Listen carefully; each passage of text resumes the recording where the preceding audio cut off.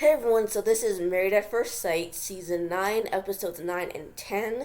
Episode 9 is called 1 Month Down, Never to Go. And there's only like a few things to really note here. Pastor Cal, comes to visit Deanna and Greg, which is the first thing that happens. Where he feels like, Deanna still has her walls up. And she explains that, she's afraid Greg will not like all the parts of her, which, I can understand because everything that makes you, everyone might not like. Um, and someone can have like the littlest thing about you that they might not like, about you, and that's the basis for, not wanting to be with you forever. So, I can see, how that would make someone not like that. Um,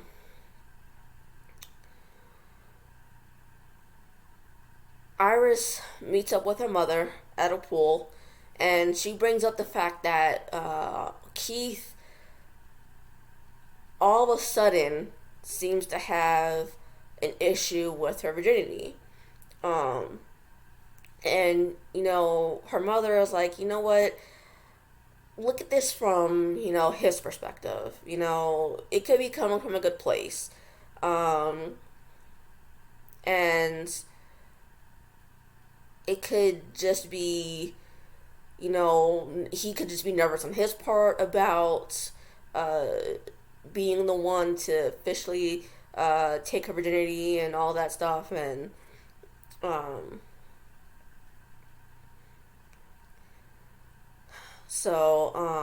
that's really the only thing that, comes up before all the other couples or all the couples go out to, do um, whatever they are planning to do on their 1 month.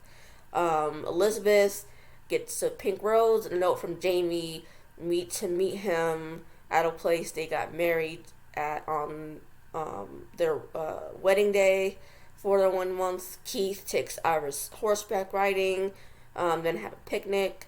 Uh, Jamie and or sorry, Amber and Matt just go have wings. Deanna and Greg go to a steakhouse. So it's not really much that they really kind of do. Um, while they're celebrating, where at the place where they got married, Jamie takes concern with Elizabeth, focusing on just how she looked during the wedding ceremony and reception, while they look at photos of all both of those things. Um, and he's concerned about her not, you know, focusing on the overall aspect of the venue where they got married at. Um, so when they go back to their apartment, they had continued looking at the wedding photos, and Elizabeth continued talking about how she looked and only how she looked. Um, and so Jamie takes, concern with that, and so um, he, brings it up, and how he was kind of annoyed about that. Um, and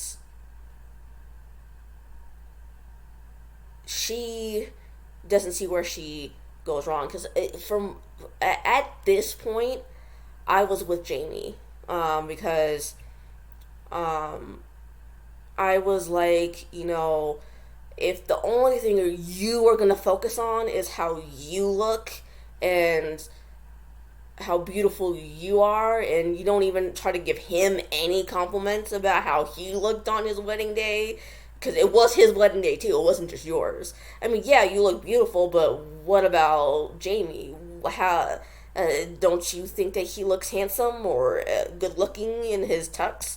Don't you think that you should have said something other than how you looked the entire day? And I mean, so I understand where he was coming from in that aspect, but what I didn't like was the fact that he called her what I assume to be a materialistic cunt, which I'm not gonna, actually say the entire word. That's what assumed he said, because they every time, in particularly the next episode, they referenced what he had said.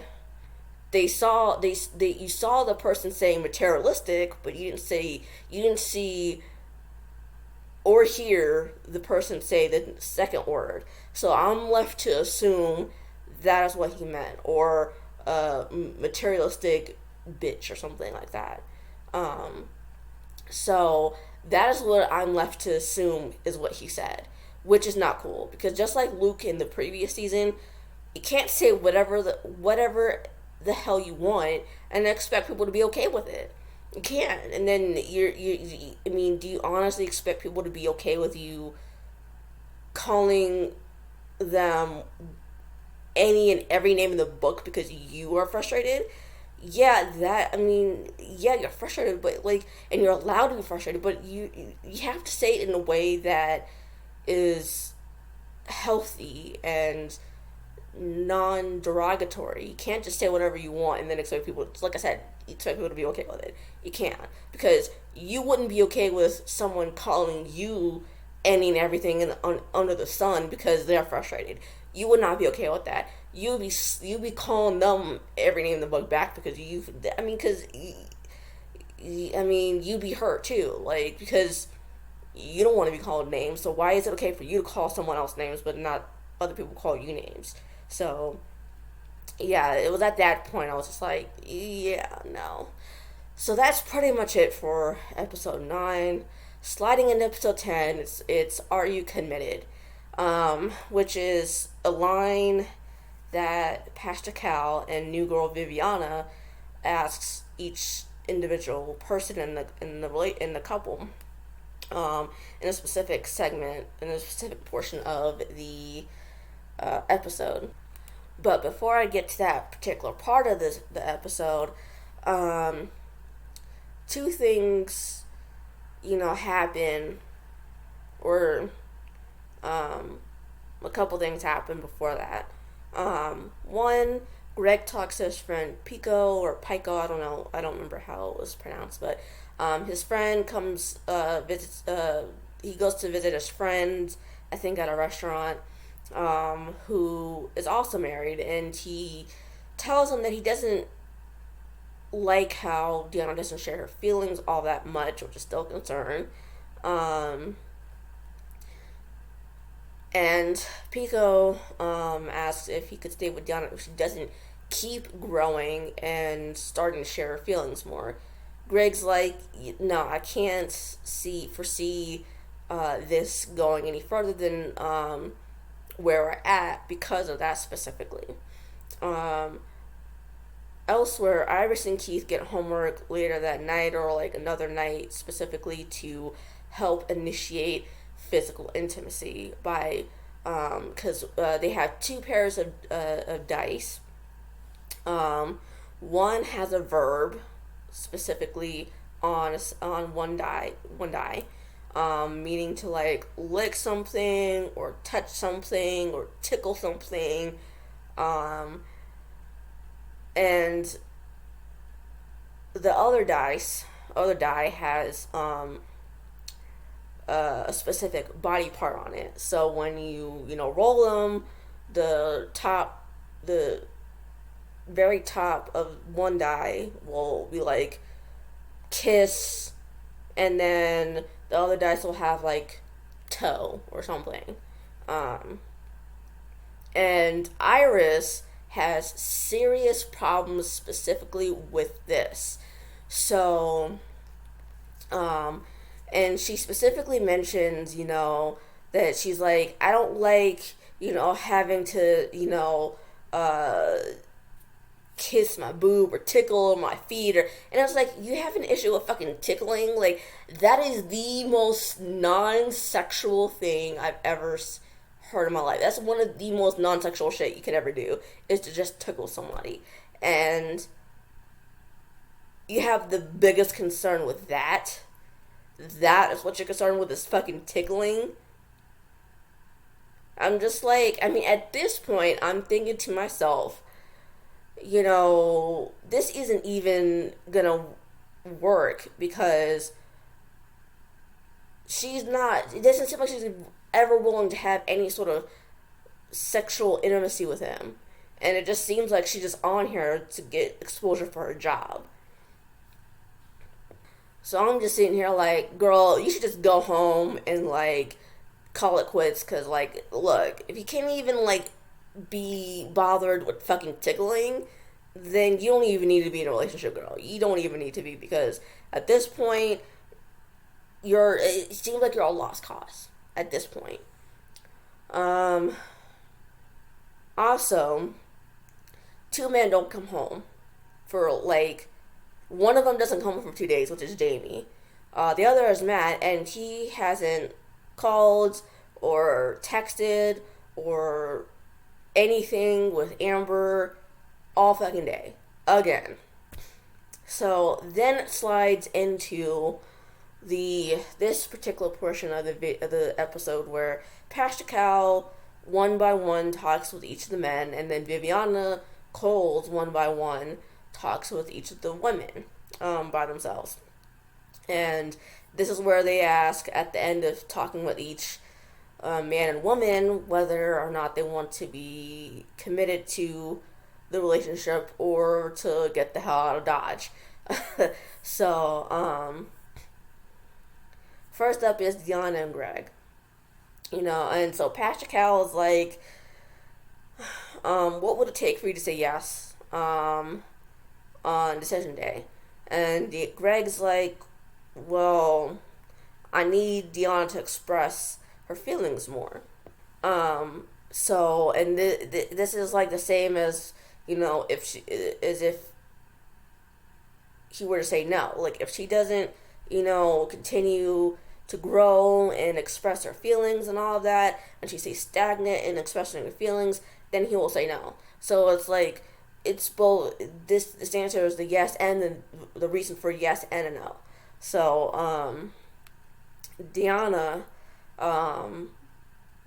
expresses to Viviana, you know, I realize I'm not expressing my feelings all that much, and so she's committed to,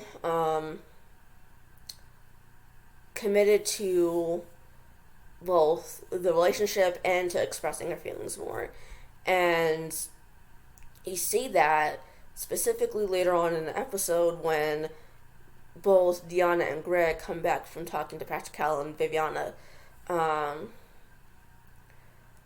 You know, they both share, you know, some stories. Well, not they don't. Deanna doesn't necessarily go into specifics, but she expresses, you know, I was in this relationship where I was in love with this man, and he ended up breaking my heart, and so because of that, I was like, you know what, I'm never gonna go through that again. So basically, shut down her emotions, and just goes off of physical cues rather than verbal cues. And Greg relates in the fact that, you know, his mother, when after meeting his father, moves to Nigeria because his father's Nigerian, or was a Nigerian. I don't know if he's still alive, but so his mom meets this Nigerian man in the States, goes back to Nigeria with this man, and come to find out, Greg's father has a whole separate family, which is not uncommon in some African countries, and I assume specifically Nigeria as well. And his mother just was not about that life, so she, you know, runs back to the U.S. as fast as she can and decides to like just, you know, call it quits on, you know, relationships in general. And he saw how it affected her, so he's trying to figure out how he can make sure that what happened with his parents doesn't happen in his marriage. So And I truly think based off of that conversation, they're going to last. And I like the fact that they truly did actually talk about things, and actually she, expresses her feelings. You actually saw it. So it's like, I like that. And I like how they're progressing in their relationship. It's nice to actually see for a change, really. Um, so the next couple that Pastor Cal and Viviana speak to is Matt and Amber. Matt, by this point had been gone for 2 days. Pastor Cal, is asking Matt how he and Amber are doing, and whew, child, I was like, shit.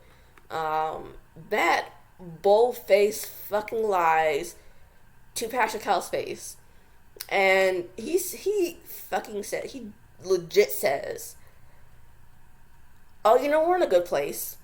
It's like, dude, what the fuck you just say?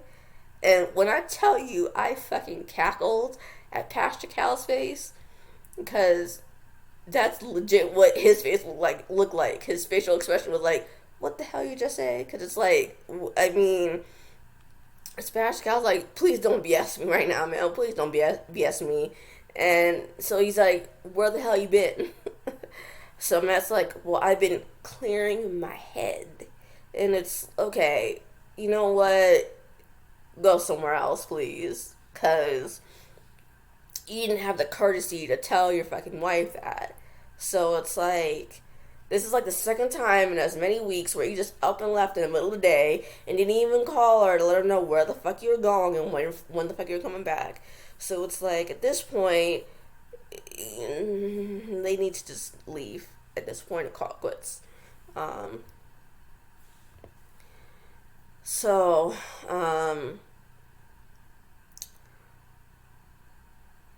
Amber tells Viviana that she feels like Matt is two completely different people when he's on and off camera.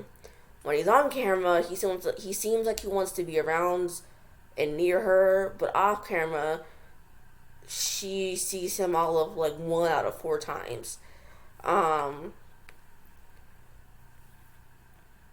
so Pascal's like, look, dude, we all thought your ass was a good guy, but your behavior after getting married is saying you're not even a good husband. And he's like, huh? Like, he don't believe it. Was like, but look, you have.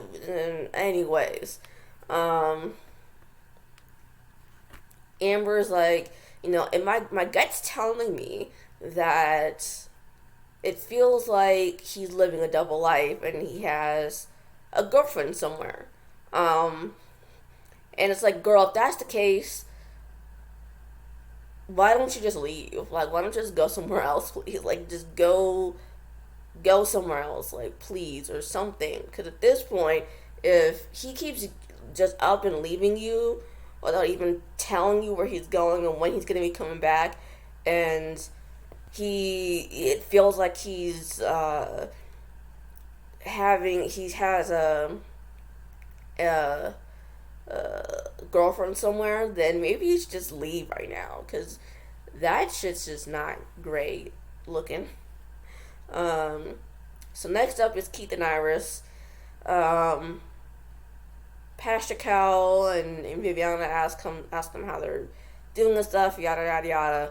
So Keith is like, look, I don't know if I'm sexually attracted to my wife, because what does it for me is sexual maturity. And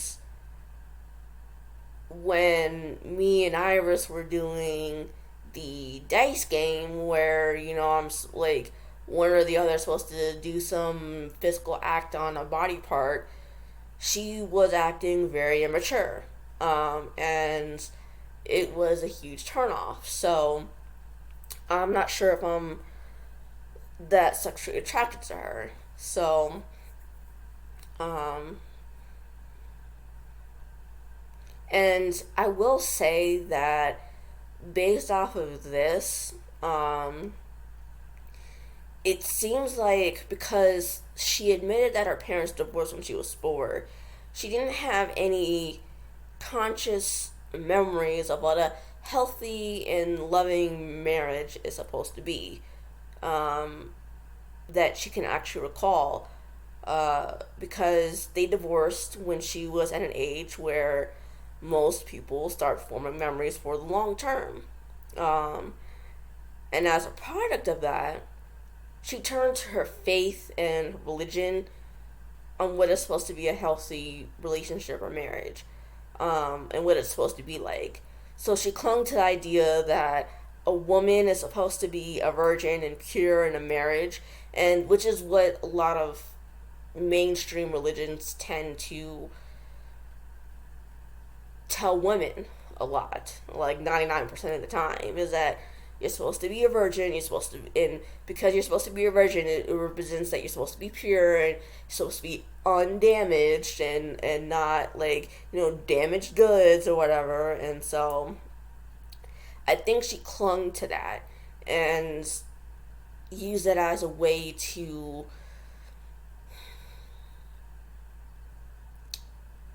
have that as like a bargaining chip, what a good relationship is supposed to be. Um, and I like the fact that Viviana tells Iris that, you're using that as a, a way to hide and shield yourself. Um, and, you don't have to, and it seemed like Viviana was telling Iris, you can just start off small. You don't have to be like, all the way in right off the bat. You can just do little things to initiate, physical intimacy. You can, put like flavored gel on your body, or like body glitter, like edible body glitter on yourself, on a specific part of your body that you're comfortable with him licking off. Um, and I'm glad that Iris, um, took that advice and actually did it later on in the episode. So I really did like that. Um, Last to meet with Pastor Cal and Viviana is Jamie and Elizabeth. Jamie, they both have differing opinions or differing stories about, you know, this whole sex thing. Elizabeth says, Jamie keeps bringing up sex and how much they should have, and he's like, well, we should have sex 6 times a week. And she's like, well, we should have it 3 or 4 times a week.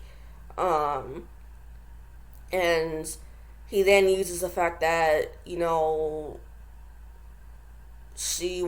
because she doesn't want to have sex that much, that means, we're having intimacy issues, which I think they do have intimacy issues because, they basically founded their relationship based off of sex and sex only. So, of course, you do have intimacy issues because if that's the only thing you have going for you, then that's a serious problem. But on the other hand, Jamie says that Elizabeth uses sex as a way to control him. I don't know if, that particular bit is true. I do know that a couple episodes back, we did see that, Elizabeth brought up on camera that she felt like they were having too much sex. And he didn't dispute that, she had brought this up early when they were walking the dogs. And so it's like, well, if you're having too much sex and it's causing her to have, like, urinary tract infections, then yeah, you kind of need to, like, that in and of itself was a good reason to, like, slow down. But also because of the fact that, um,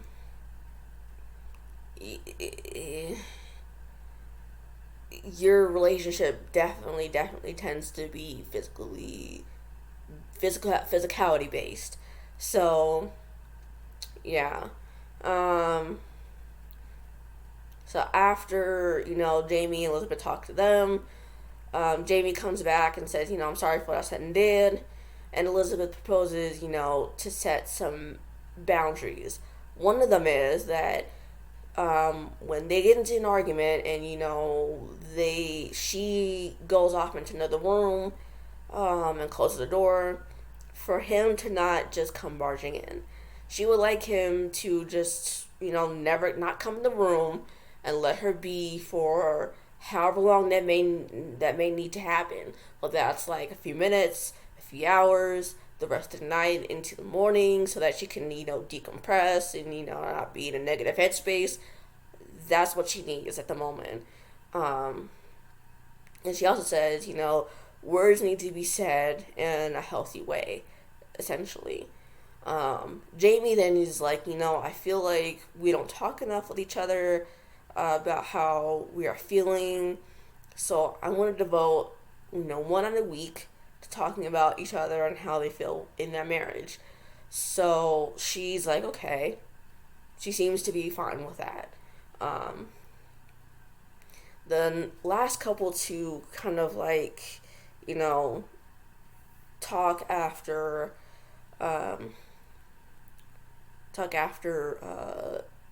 meeting with Pastor Cal and Viviana or Amber and Matt. She confronts him about his behavior, and she's like, you know what? We have great physical intimacy, but we don't have a great emotional one. So what you need to do is you need to be home by 2:30. I assume she means 2:30 in the morning, but why is he out that late to begin with? I mean, I think the cutoff should have been like 11:30, because I mean, if he's out that late, I mean, I don't know. Anyway, I don't know. She didn't say like 2:30 in the morning or 2:30 in the afternoon. She said 2:30, so I don't know what she meant by that. And she says she needs a morning and evening text. I'm assuming she means in the morning after she's left for work, and before she comes back from work. I don't know for sure, but that's where it ends off. So the preview for episode 11 is everyone's having fucking issues. No one is safe. Iris has a secret that apparently her doctor and only her mother know. Is it that she's really not a virgin? I don't know. Amber and Matt aren't having sex anymore. By this point, Jamie tells Elizabeth to shut up in front of the other couples, and as a result, she blows up at Jamie and calls Viviana a bitch. And then Greg, as she's talking to Deanna, starts over talking her when she's trying to explain something. So I'm assuming it has to do with like women's issues, because she brings up, are you trying to mansplain something to me right now? And then she's like, you know what, I'm done. So my prediction is, and this may be more so of a hope rather than a prediction maybe, but also a prediction, Jamie and Elizabeth are truly done by next episode. Because at this point, they are too damn toxic, and they need to just, like, leave each other. Like, right the fuck now. There is no reason why they should still be together at all. By this point, in my opinion. I could say the same thing about Matt and Amber, because, I mean, girl, by the way you were describing things in episode 10, he should have been gone a long time ago. So, yeah, you kind of just need to just go. And, I mean, the only couple that I really see lasting is Deanna and Greg, based off of how things ended with episode 10. Kind of a little bit with Iris and Keith, but just because, and that's solely because of the fact that she, actually started initiating physical intimacy, and she started, she seemed comfortable with him licking, the edible gel off of her body, and her doing that to him as well. So, but still, I don't really foresee them lasting either, based off of the fact that apparently she has a fucking secret. So, I mean, I don't know. That's all I really have for these two episodes. And I'll see you guys later.